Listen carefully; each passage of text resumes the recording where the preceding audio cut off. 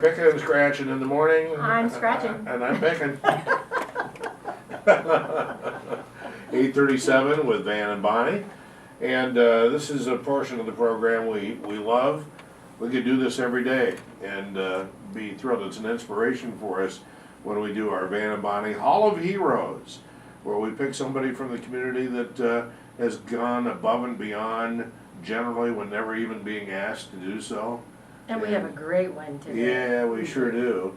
And of course, our supporter for this is the Hall of Heroes downtown, Hall of Pride. Our great friend Jack Lazier, who you're familiar with Heroes because you got a bunch of them displayed down there. I mean, I get to meet them a lot. Yeah. And I first wanted to ask you, how do you determine which one's a scratcher and which one's a picker? I don't want to be a picker. All right. Oh, I meant to say picky. Picky. Yes.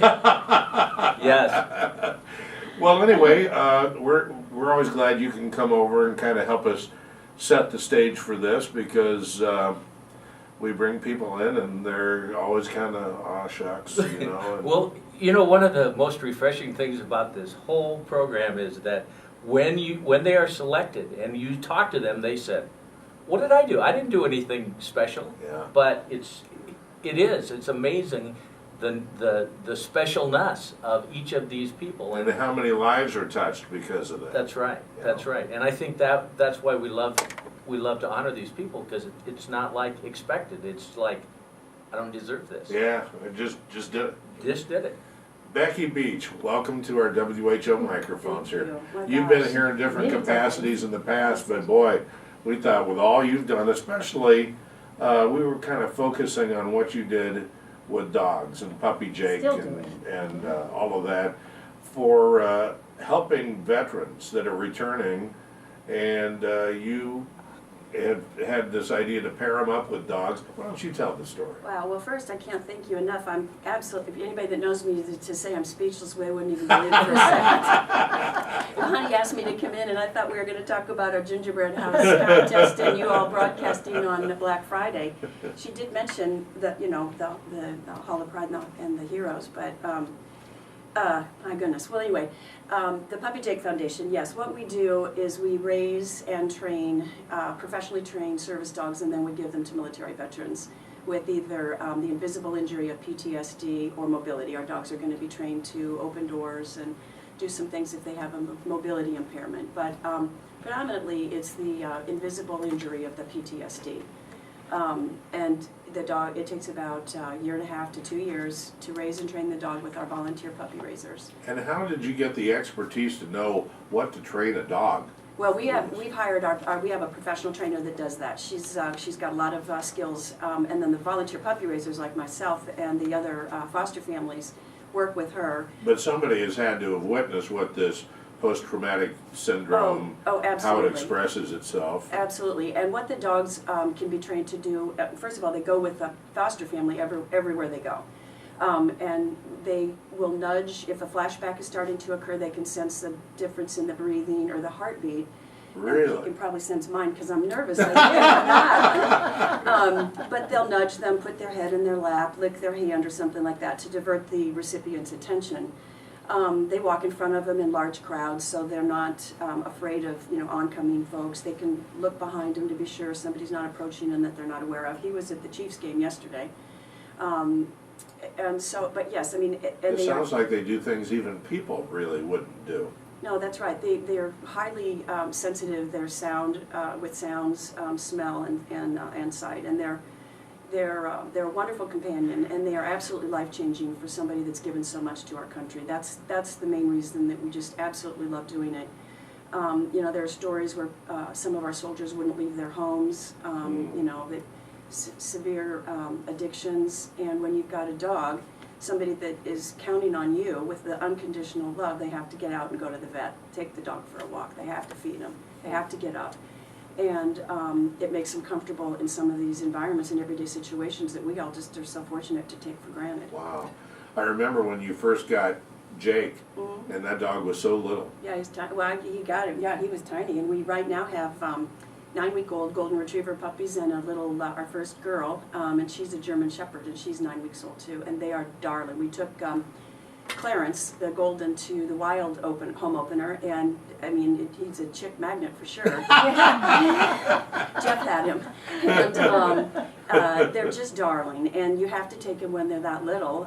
He slept through the wild game, which was 10,000 fans Wow, yeah. there, and that's the whole point. And so we have mandatory training every week, and our dogs have to go through a very hard test that's associated with the Assistance Dogs International before we'll place them with recipients. And then we follow up with our recipients once a month for 6 months, and then every year after that. I know it's so hard whenever I go somewhere where you have some of the puppies in training. Everybody wants to pet them. Yeah, they do. But you have little signs, do not pet me, I'm working. We do, because they're so It's cute, so they're hard also not to. friendly. We have bandanas that we put on them when they can play. Our golden retrievers and the German Shepherd are so little that we do want them to socialize and interact with other people and dogs.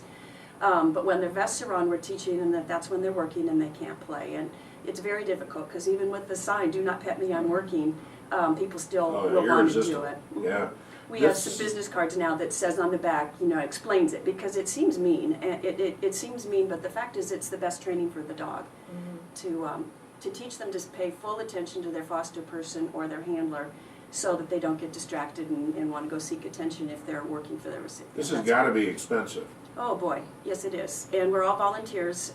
We don't get paid for any of this. It runs between, I think we can do it for about $18,000 to $20,000 a dog. Wow. But there absolutely is no way that you can put a dollar amount on changing somebody's life. And Sure. there's so many needs for so many different sorts of dogs, but we wanted to do something very focused and do it very well. So we are exclusively providing our dogs for our military veterans. Now, Becky, if somebody just heard this for the first time and it pulled a few heart cords, how can they help you? Is there a Yes. contact or something? Oh, sure. We've got a website. It's puppyjakefoundation.com, and we are revamping it right now. It should be upgraded in the next couple days or so. And of course, we always are asking for donations. The Gingerbread House contest that you all are helping us with out at Valley West Mall on Black Friday would be a way they can support us financially, which will be on probably your website and definitely ours. Mm-hmm. I was going to just share, after I got nervous downstairs when I realized what was happening this morning. Yesterday somebody shared with me, and it really sums up so much why I'm doing this and why all of our volunteers are. And we've got about 50 of them. But it's so wonderful to give a gift that can't be repaid. And that is exactly, there's no amount of money, there's nothing that, first of all, that we would expect, but secondly, you can't repay us, and no one expects it, and that is really, really heartwarming. That's tremendous. We have something for you here. Bonnie, you want to read that? Oh my gosh, it's a card. Oh, we wish. Becky, we have for you a plaque that says Van and Bonnie's Hall of Pride, 2013 Hall of Heroes inductee, presented to Becky Beach. Thank you for serving Oh my Islands. gosh, you guys, thank you. You bet. Thank you so much for what you do. Thank you for everything you all do, and thank you, Dad. Really, really appreciate it very Jack, much. thank you for being here. You guys had met earlier one other time, I guess. Huh? She worked for Senator Mary Kramer when she was president of the Senate, and we were working to get the Iowa Hall of Pride on the west lawn of the Capitol, and Becky was her administrative assistant, and we worked closely, and it's just fun to Thank reconnect heaven that one again. came through. That's right. Exactly. Well, Yeah. my grandmother's in the Hall of Pride. Whoa. There at the Yeah. Oh, Smith. yes, There, absolutely. Yeah. Yes. So Yeah. we come down a lot. Yes. Wasn't she, I hope I can get this right, after Richard Nixon left office, did she become the chairman of She the was the- Republican National Committee? Yeah, but it was during, it was after Watergate. Yeah. Yep, and So not that she had any work to do. No, Oh, man. she was co-chair with George Bush, and then when he left, she became chairman. He went to China, who was the ambassador, and she Yeah. became the first woman chairman of the Republican Yeah. National Committee. I don't usually do this, but that's a trivia question. There you go, There jot you that go. down There you for go. our trivia question. Yes, that's a trivia question. Yes. Jack, when can people come to the Hall of Pride? Well, we're open 9:30 to 4:30 Monday through Saturday, and we have November 8th, our 5th Yes. annual Van and Bonnie, Yep. all Iowa It's tribute. right around the corner. Right around the corner. That's right. All right, it's 8:45 at WHO.